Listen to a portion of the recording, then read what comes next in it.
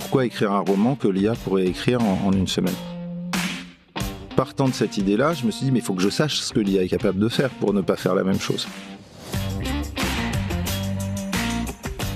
Lui, c'est Sébastien Bailly, un écrivain qui s'est lancé dans une expérience d'écriture inédite. Et moi, je suis Lise Barcellini, journaliste passionnée de rencontres et d'innovation.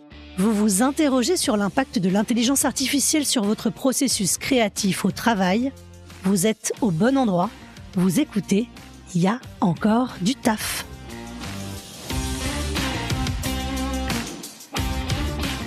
Bonjour Sébastien Bailly. Bonjour. Merci d'avoir accepté mon invitation. Il est 10h06, on est vendredi. Depuis ce matin, Sébastien, quel outil IA avez-vous déjà utilisé ?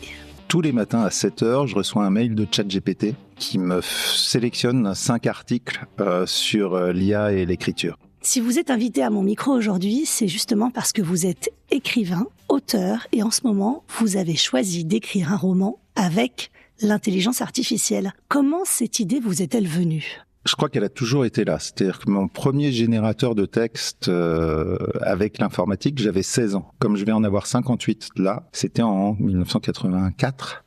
C'était du basique, je tapais les commandes une à une sur le clavier.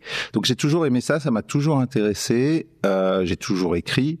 Donc quand ChatGPT est arrivé il y a un peu plus de 3 ans maintenant, j'ai sauté dessus. C'était le jouet dont je rêvais depuis toujours. Et puis je suis écrivain par ailleurs, donc je me suis dit il faut pas écrire ce que l'IA peut écrire, et pour ne pas écrire ce que l'IA peut écrire, il faut savoir ce qu'elle peut faire. Tout un programme, on va donc en parler pendant cette discussion. Je vous propose de commencer par nous lire un extrait du roman que vous êtes en train d'écrire justement avec l'IA. Je vais vous lire un extrait au milieu, sans trop raconter l'histoire. Je précise juste, en termes de réécriture dessus, il y a très peu, donc ce que je vous lis, c'est 90% écrit par l'IA. Et ça soulève beaucoup de questions. Moi, j'en ai déjà beaucoup. On va y venir. Déjà, on écoute un extrait. Chapitre 9. La signature fantôme. L'air est une masse solide, une épaisseur de coton gris qui stagne entre les murs du salon.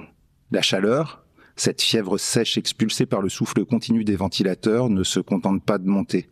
Elle s'incruste dans le plâtre, elle s'imbibe dans les tissus, elle ramollit les certitudes. Nadia Kessler est assise à son bureau, le dos courbé sous le poids invisible de la forge qu'est devenue son appartement. Elle porte son pull gris d'écriture, une étoffe de laine usée dont les mailles distendues retiennent l'odeur de sa propre peau et celle plus acide encore du renfermé. C'est une protection dérisoire, une armure de mailles qui la sépare d'un monde qui hurle désormais son nom sur tous les canaux. Sous ses doigts, le clavier de son ordinateur portable émet un cliquetis sec, régulier, une rythmique de machine à coudre industrielle. L'écran diffuse une lumière bleue, clinique, qui semble dévorer les traits de son visage, transformant ses pommettes en arêtes tranchantes et ses yeux en 2 fentes sombres. Elle ne regarde pas l'heure, elle ne regarde plus l'extérieur. Le temps n'est plus une ligne droite, c'est une boucle de rétroaction. 40 pages, 7 jours, c'est le ratio de la nouvelle ère. Le texte défile sous ses yeux, une prose d'une fluidité effrayante, d'une précision que ses mains n'auraient jamais pu atteindre seules. Claude a compris le rythme, il a intégré les obsessions, il a digéré la mélancolie. Nadia fait défiler les paragraphes avec la molette de sa souris, un mouvement mécanique qui lui donne le vertige.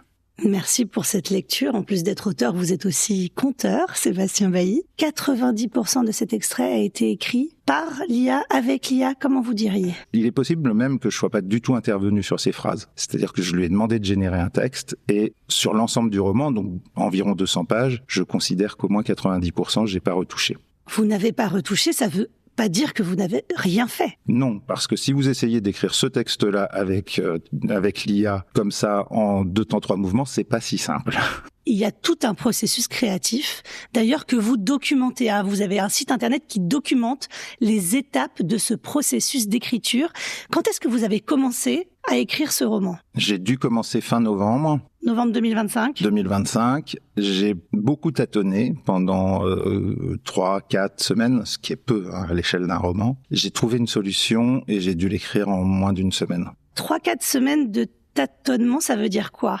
J'avais le point de départ. L'idée était de traiter du sujet même du roman, c'est-à-dire de parler de l'écriture avec l'IA et de me dire est-ce qu'on peut écrire un roman sur ce que ça change d'écrire avec l'IA. Et donc l'idée de départ, c'est de trouver 4 personnages en l'occurrence. C'est venu petit à petit, il y a un peu de temps, mais j'ai 4 personnages qui sont 4 écrivains, 4 auteurs, avec 4 profils très différents, mais qui ont tous les 4 la particularité de commencer à utiliser l'IA et au départ du roman à en avoir honte. Et puis petit à petit, les choses vont évoluer et puis on va voir jusqu'où ça va les mener. Et ça termine en fiction, voire en science-fiction, sur ce qu'est l'avenir de la littérature. On en vient justement à ma question suivante. Est-ce que l'IA, ça tue la littérature ? Je pense pas. Je pense qu'on est au début complètement de ça. Je pense que va naître pas une génération, parce que c'est pas une histoire de génération, mais vont naître des écrivains, des auteurs qui vont explorer l'IA complètement autrement. Donc je pense pas que ça tue la littérature, ça crée un nouvel espace à explorer. Et là, il y a encore plein de choses à faire. Dans l'extrait que vous avez lu, Sébastien Bailly, Nadia, donc c'est un auteur, et Claude, c'est le nom d'une intelligence artificielle que l'on connaît. Vous, justement, quel outil d'IA vous utilisez, vous, pour écrire ce roman ? Alors, j'ai commencé avec Claude, qui est sans conteste aujourd'hui l'IA qui est considérée comme celle qui écrit le mieux, dont la prose semble la plus fluide, la plus agréable à lire. Et puis, je suis arrivé à des limites qui me satisfaisaient pas, et à ce moment-là, Gemini est sorti, donc l'IA de Google, Gemini 3, qui a une puissance de calcul largement supérieure, et qui est intégrée à l'ensemble des produits de Google, donc Google Doc notamment, et qui est le traitement de texte de Google. Donc, j'ai travaillé au final avec Gemini. Claude au début, puis que Gemini, ou vous variez, vous utilisez plusieurs outils spécifiques ? J'utilise vraiment Gemini. J'ai utilisé Claude. J'ai même écrit 10 chapitres qui sont sur le site et que j'ai jeté ensuite parce que ça prenait des directions qui me plaisaient pas, des directions narratives qui me convenaient pas et un style qui me convenait pas. Et donc j'ai complètement changé mon fusil d'épaule et j'ai repris à zéro pour trouver le bon système. Un des trucs les plus compliqués, on se rend pas compte quand on écrit des textes courts, mais sur un texte de 200 pages, c'est que l'ensemble soit cohérent. C'est-à-dire que s'il y a un carnet en Moleskine noir au début et qu'il est vierge, il faut qu'il reste vierge jusqu'au moment où l'autrice va écrire quelque chose dedans et que le système n'oublie pas ce qui est écrit dedans. Donc, et ce qui vaut pour le petit carnet vaut pour l'ensemble, pour qu'il y ait une sensation de réel. Il faut qu'il y ait cette cohérence et ça, c'est un peu compliqué à mettre en œuvre. Le style d'écriture dans ce roman, c'est le vôtre ou pas ? C'est pas le mien. Je pense que j'écrirai jamais comme ça. C'est un peu le mien parce que je l'ai un peu entraîné sur quelques pages de mes romans précédents. On reconnaît des petites choses de moi, mais qui sont aussi des choses de l'IA. Notamment, moi, j'ai un vrai goût pour le rythme ternaire. Ça m'est pas spécifique. L'IA le fait assez naturellement, donc on le retrouve. Et puis après, oui, il y a des consignes. Un risque avec l'IA, c'est que ce soit d'une homogénéité totale. C'est-à-dire que ça ronronne et que revienne toujours le même rythme et la même chose. Et là, j'ai vraiment essayé de trouver des méthodes pour échapper à ce rythme. Et vous le trouvez comment, ce roman ? Je le trouve passionnant, forcément, sinon j'aurais rien rendu public. A priori, c'est meilleur que 50% de la production commerciale actuelle, et ça, c'est une vraie question. Et ensuite, c'est pas mon style, mais ça correspond à l'histoire. Les calculs de l'IA font que là, j'ai bien ce qui serait un thriller psychologique un peu noir, et je suis dans cette moyenne-là. Je vais pas dire qu'il y a un style extraordinaire qui va révolutionner les choses, c'est pas ça. On est bien dans une moyenne, mais dans une moyenne haute par rapport au projet initial. Donc c'est aussi dans l'expérience se rendre compte de ce qu'on obtient. Pour écrire, est-ce que vous pouvez me donner le b.a.-ba ? Donc vous vous mettez à votre ordi.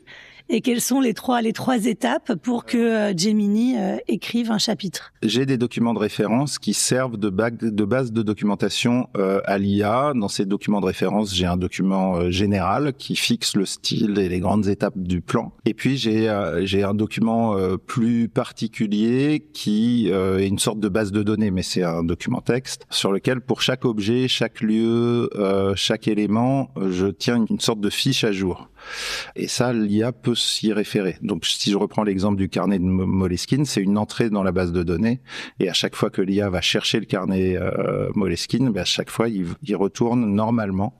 L'IA retourne normalement vérifier où on en est là-dessus. Et puis, j'ai un autre document avec un résumé de chaque chapitre pour que la narration soit cohérente. C'est pas le cas dans ce roman-là, mais qu'un personnage qui soit mort au chapitre 2 renaisse pas au chapitre 4 sans raison. J'ai pas ce genre de choses, mais ça pourrait arriver dans d'autres cadres. Donc il y a ces 3 documents en gros de référence qui évoluent au fil du temps. Et puis à partir de là, je vais lui demander de me faire le plan du chapitre suivant. Une fois le plan fait, je lui dis OK, vas-y, écris. Et il me l'écrit et c'est fini. Et vous, par exemple, vous définissez le nombre de pages que fera le chapitre, quelle sera la fin du chapitre en termes d'idées, ou vraiment vous laissez libre cours à Gemini de faire tout le scénario? Le scénario est fixé à l'avance. Sauf qu'en fait, au chapitre 12, il m'a complètement cassé le scénario. Et là, je me suis dit, est-ce que je lui ai fait refaire pour être dans la trame de ce que j'avais initialement pensé, ou est-ce que je garde ce qu'il a fait? Et j'ai choisi de garder ce qu'il a fait. Et ça, c'est un mouvement de l'écriture standard, c'est-à-dire que quand on écrit un texte, on a un plan vague, parfois très précis, ça dépend des auteurs. Et puis, le mouvement de l'écriture fait qu'on va changer le plan. On va jamais là où on pensait exactement aller, sinon c'est pas très drôle d'écrire. On se laisse un peu surprendre. On se laisse surprendre par sa propre écriture. Là, Gemini m'a surpris et j'ai dit OK, banco, on y va. Et donc à ce moment-là, j'ai tout changé et ça a donné autre chose que ce que j'imaginais au départ, ce qui est pas forcément inintéressant. Comment une machine peut nous surprendre comme ça ? Parce qu'elle va faire des erreurs de calcul par rapport à ce qu'on a demandé. En fait, elle suit pas bien elle suit pas bien les directives, elle obéit pas comme on veut, et donc, elle nous fournit un truc qui est pas exactement ce à quoi on avait pensé. C'est ça aussi qui est intéressant, quand même. C'est dans ces zones d'incompréhension entre l'homme et la machine que peut se nicher une part de créativité. Il y a aussi des zones dans sa zone de calcul qui sont plus ou moins denses. Et donc, il y a des endroits où elle l'invente parce qu'elle n'a pas de référent. Et donc, il y a cette possibilité-là aussi. Il faut imaginer un espace avec des points. Alors, si on l'imagine en 3 dimensions, c'est plus simple pour nous. Et puis, il y a des espaces très denses parce que sur cette thématique-là, elle a été très entraînée et elle a plein d'informations. Puis des espaces vides où, si on va dans ces espaces vides, il faut qu'elle invente parce qu'elle peut pas se satisfaire du vide. Donc, on a des surprises, oui, heureusement.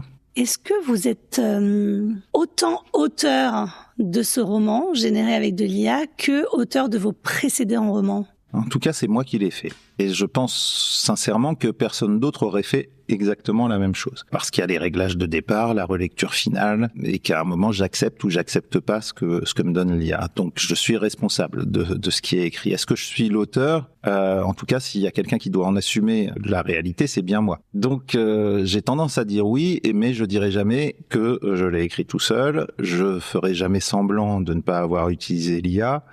Et j'assume la façon dont il a été produit. Voilà. C'est très différent de ce que j'ai pu faire par ailleurs et de ce que je continue à faire quand j'écris des romans qui sont signés de mon nom sans le nom de l'IA à côté. Du coup, là, on se dit, ça permet un gain de temps incroyable d'utiliser l'IA. C'est important, ça, quand on est écrivain, de gagner du temps en écrivant ? Absolument pas. Non, en tout cas, pas dans ma démarche. J'ai tendance à écrire plutôt vite, mais c'est pas une course, l'écriture. C'est-à-dire que ce qui compte, c'est aussi le chemin. Quand on écrit, on apprend en avançant, et prendre son temps, c'est aussi une façon d'avancer. Donc ça, il y a aussi le repos. J'ai un texte là qui est en phase finale et que j'ai laissé reposer 1 an entre une version et la reprise parce que j'avais besoin de ce temps de maturation. Un autre texte, un texte que vous écrivez sans IA, voilà. un autre roman. Oui.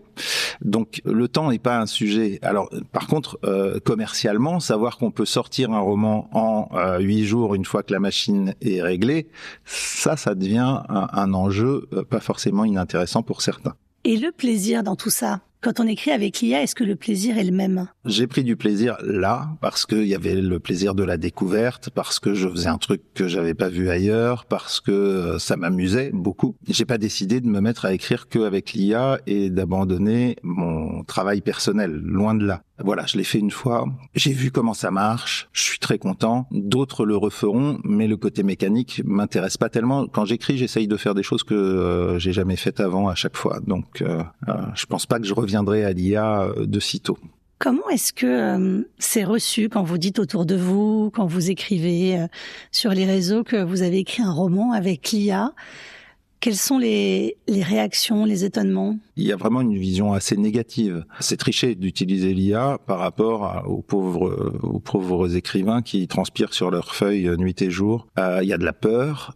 la peur de perdre son job, de perdre son boulot, et on en est réellement là. C'est-à-dire qu'aujourd'hui, les traducteurs de la collection Harlequin se font virer et sont remplacés par de l'IA. Ce sera le cas pour de la littérature commerciale et de la production de littérature commerciale assez rapidement, vraisemblablement. C'est pas positif d'utiliser l'IA aujourd'hui. Merci pour cet échange, Sébastien Bailly. On en vient à ma dernière question. Est-ce que vous, en tant qu'écrivain, en tant qu'auteur, il y a un outil d'intelligence artificielle qui n'existe pas et dont vous auriez besoin ? Moi, j'ai besoin de rien, en fait. Donc la réponse est plutôt non. Ce que je subodore, c'est que l'outil d'intelligence artificielle qui va arriver demain sera un outil qui permettra d'écrire son propre roman soi-même, en disant simplement « je veux que le héros soit un prince déchu, que l'héroïne soit une infirmière dans un hospice pour vieillards, que l'un rencontre l'autre, qu'il tombe amoureux mais que ce soit pas possible et qu'à la fin, par le truchement d'un mécanisme qui reste à imaginer, ils tombent bien dans les bras l'un de l'autre. Et une fois que j'ai écrit ce mini-scénario, j'ai mon roman de 200 pages. Et ça, cette IA-là, elle est quasiment prête pour demain.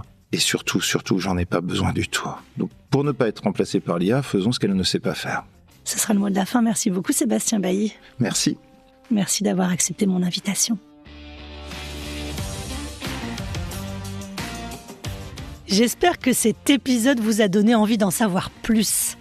Alors, pour continuer à réfléchir sur l'IA et la créativité, je vous recommande l'épisode que j'ai enregistré avec le musicien et chanteur Benoît Carré. Pour le retrouver, rien de plus simple, tapez « Y a encore du taf » sur votre plateforme de podcast. Et pour être alerté de tous les prochains épisodes, abonnez-vous dès maintenant. Bonne écoute.